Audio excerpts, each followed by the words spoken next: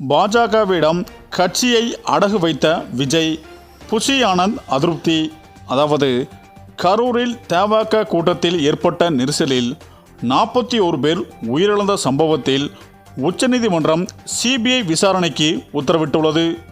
மேலும் இந்த விஜய் எலியிடம் இருந்து தப்பி புலியிடம் சிக்கிக் கொண்டதாக நெட்டிசன்கள் விமர்சித்து வருகின்றனர். அதாவது தமிழக சட்டமன்ற தேர்தலை எதிர்கொள்ளும் வகையில் அரசியல் களத்தில் புதிதாக இறங்கியுள்ள நடிகர் விஜய் ஒவ்வொரு வாரமும் சனிக்கிழமை மக்களை சந்திக்கும் வகையில் பிரச்சார கூட்டங்களை நடத்த அந்த வகையில் திருச்சி, அரியலூர், நாகை, திருவாரூர், நாமக்கல் ஆகிய மாவட்டங்களில் பிரச்சாரங்களை நடத்தினார்.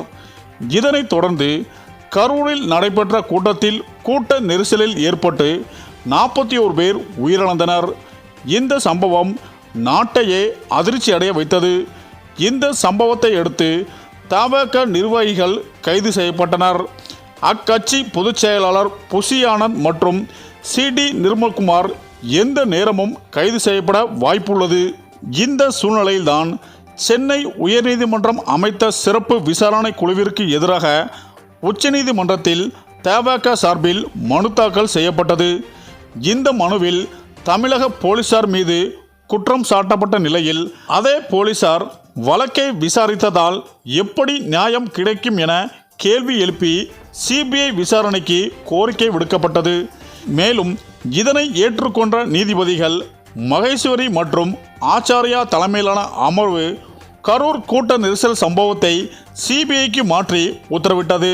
மேலும் சிபிஐ விசாரணை மேற்பார்வையிட அஜய் தலைமையில் எஸ்ஐடி குழு அமைத்து அறிவிப்பு வெளியிட்டது.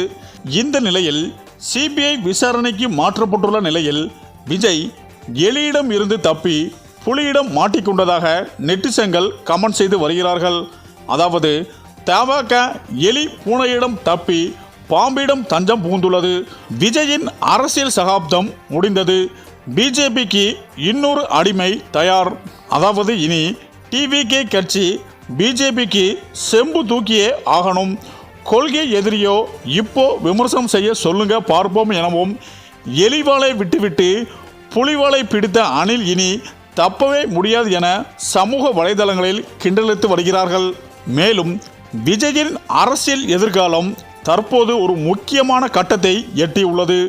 மேலும் கரூரில் விஜய் பிரச்சாரம் மேற்கொண்ட போது கூட்ட நெரிசலில் 41 பேர் உயிரிழந்தனர். இந்த சம்பவம் தொடர்பாக சிபிஐ விசாரணைக்கு உச்சநீதிமன்றம் உத்தரவிட்டுள்ளது. அடுத்த ஆண்டு சட்டமன்ற தேர்தல் நடைபெற உள்ள நிலையில் இந்த சம்பவம் அரசியல் களத்தில் பரபரப்பை ஏற்படுத்தியுள்ளது. இந்த நிலையில் கரூர் சம்பவத்தை சிபிஐ விசாரிக்க உச்சநீதிமன்றம் இடைக்கால உத்தரவு பிறப்பித்திருந்தது. இதனை அடுத்து தமாக தலைவர்கள் பொதுவெளிக்கு வர தொடங்கியுள்ளனர். அதாவது விஜயை அவரது வீட்டிற்கு சென்று சந்தித்த தமிழக வெற்றி கழகத்தின் மாநில இணை செயலாளர் நிர்மல்குமார் அடுத்த கட்ட நகர்வு குறித்து செய்தியாளர்களிடம் விளக்கியுள்ளார்.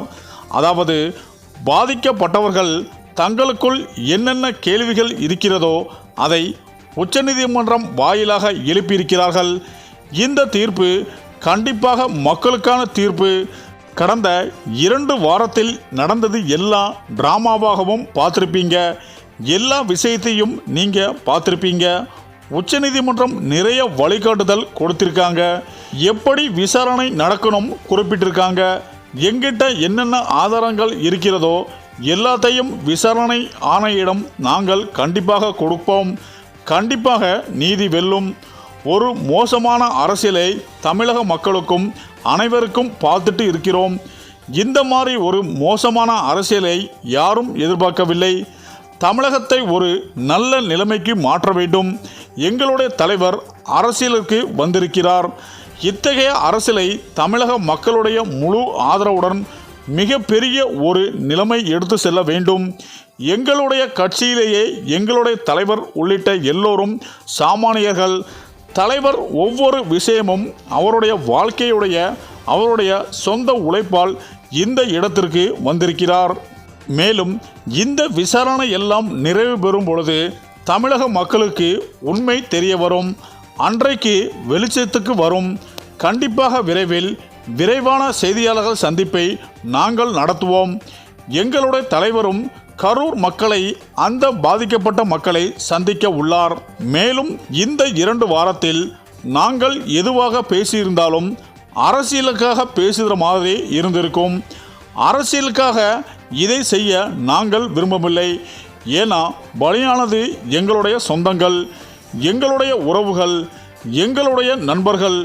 இன்னும் சில நாட்களில் எங்களுடைய தலைவர் அந்த மக்களை சந்திப்பார். சந்தித்த பிறகு ஒரு விரிவான செய்தியாளர் சந்திப்பை நாங்கள் கொடுப்போம். மேலும் இந்த நிலையில் விஜயை அவரது வீட்டில் நிர்மல்குமார் சந்தித்தது முக்கியத்துவம் வாய்ந்தது. ஏனெனில் உச்சநீதிமன்றம் கரூர் சம்பவத்தை சிபிஐ விசாரிக்க உத்தரவிட்டதை அடுத்து இந்த சந்திப்பு நிகழ்ந்துள்ளது. கரூர் கூட்ட நெரிசல் சம்பவத்தில் 41 பேர் உயிரிழந்த நிலையில் சிபிஐ விசாரணைக்கு உத்தரவிடப்பட்டது. இந்த வழக்கை விசாரிக்க ஓய்வு பெற்ற நீதிபதி தலைமையில் குழு அமைக்கப்பட்டுள்ளது. மேலும் விஜய் கரூர் கூட்ட நெரிசல் துயரத்தில் பாதிக்கப்பட்ட குடும்பங்களை சந்திக்கவும் செய்தியாளர்கள் சந்திப்பவும் நடத்த திட்டமிட்டுள்ளதாக கூறப்படுகிறது. மேலும் கரூர் கூட்ட நெரிசல் வழக்கை உச்சநீதிமன்றம் சிபிஐக்கு மாற்றியுள்ள நிலையில் அது விஜய்க்கு சட்ட ரீதியாக நிம்மதியை தரும் என்பதில் தமிழக வெற்றி கழகத்தின் நம்பிக்கை வெளியிட்டு வருகின்றனர். ஆனால் அரசியல் வல்லுநர்கள் அதே முடிவு விஜய்க்கு புதிய அரசியல் அழுத்தத்தையும் சிக்கலையும் உருவாக்கக்கூடும் என கணிக்கிறார்கள்.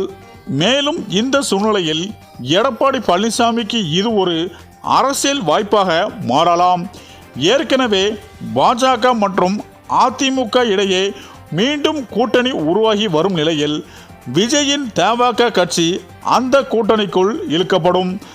அதாவது பாஜக 40 இடங்கள், தமாக 50 இடங்கள், மீதமுள்ள இடங்களில் அதிமுக கூட்டணி போட்டியிடும் வகையில் கூட்டணி பேச்சுவார்த்தைகள் நடைபெற்று வருகின்றன.